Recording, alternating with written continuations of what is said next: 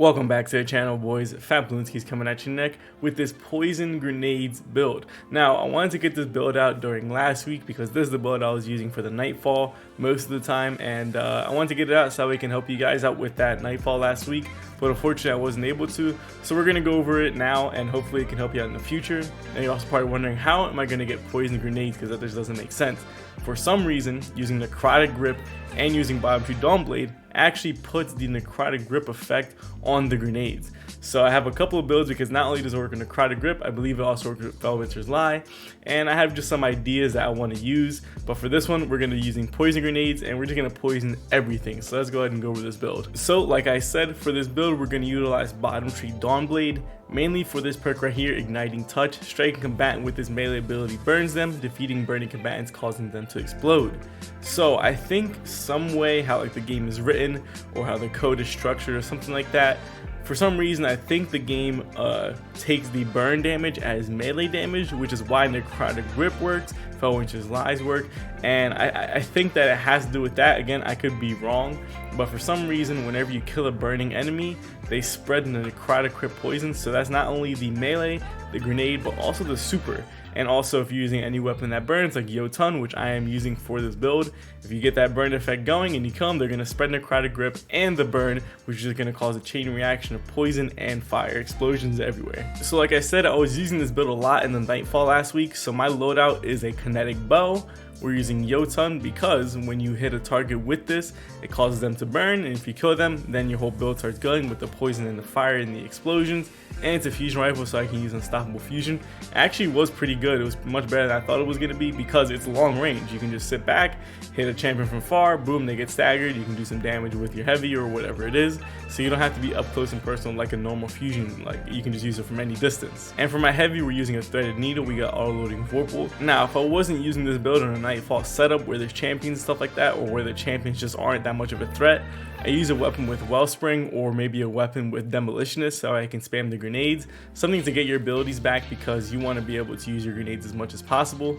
And I'll probably use maybe like 1k here or something like that, just something to get your abilities back. So there's two main important stats for this build, recovery and discipline. We have 106 recovery and we have 100 discipline even. Now the main reason for that is because, well, recovery is the warlock stat. It gets your health back faster and it allows your rift to come back faster. And we're also using 100 discipline so that way we can spam our grenades more, spread that poison around, and get those chain reactions going. Now we're also using Well of Ordnance, I believe that's what it's called, so we can get our grenade back even more whenever we do pick up elemental wells. We're going to spawn a ton of elemental wells with this build, and I'll get to that in a second. So there's two main important mods on my helmet. We're going to utilize Ashes to Assets because I'm going to be getting in a lot of grenade kills, and we're going to be able to get super energy for doing that. So Ashes to Assets will give a bonus super energy for getting grenade kills. And we're also using Well of Ordnance, and I believe this is new for this season. Picking up a solar elemental well grants you additional grenade energy, multiple copies of this mod stack to increase this effect. And it's actually a pretty decent amount. I believe I have 2 stacks on this build, so having 2 stacks and picking up some elemental wells or solar elemental wells will give you a decent amount of grenade energy in return. So as for my exotic piece of choice, we're using the Necrotic grip, and like I said in the beginning of the video, we used this build a lot in the nightfall last week. So we have overload bow and unstoppable fusion just because, well, you want to be able to take care of the champions as easily as possible. But the main important mod here is bountiful wells. Elemental well mods that cause you to spawn elemental wells can now stack, spawning additional wells for each copy of the mod you have equipped. Now I'm using explosive wellmaker. I believe I have 2 mods of that on. And I believe that having bountiful wells is kind of like having a third mod, so it's like having a third explosive wellmaker mod on, so I can spawn 3 solar elemental wells whenever I get an explosive kill. As for my chest piece, we're using our damage resist mods. We have concussive dampener and sniper damage resist, really good for the nightfall. And we're also using explosive wellmaker like I just stated. Rapidly defeating combatants with explosive damage spawns a solar elemental well. With this build and the loadout I was using, we're getting so many explosive kills. So that's my super, my grenade, my melee, and a Jotun will spawn these solar elemental wells. Picking those up will give me over half of my grenade energy back just for picking all the wells up. And on my legs, the only important mod we have here is another stack of explosive wellmaker. And I believe there is a small little cooldown on how often you can spawn these elemental wells with explosive damage. For example, like you can't just get a grenade kill, get like a melee kill, get those explosives going and spawn like back-to-back elemental wells like that. That would be nuts. But there is a small little cooldown. So let's say if you're in your super and it's lasting for a while, you can spawn elemental wells, get some more kills, and then spawn some more. So you can have maybe like 6, because I believe it spawns 3 for every time it does spawn elemental wells. So let's say you get 3 and then like 6, you can have 6 elemental well mods, or sorry, just elemental wells on the floor. You can just pick those up and pretty much get your grenade back fully if you did use it. It's a very good mod because not only does it work with just like solar damage, just explosive damage. So if you're using something like Firefly, Dragonfly, even Shattering Stasis counts as explosive damage, it'll spawn a solar elemental well. And on my Warlock bond, we're using a bomber mod, so whenever I cast my rift, I get some grenade energy in return. We're using particle deconstruction. I mean, do I have to even say why? We're using Jotun, we're using a linear fusion.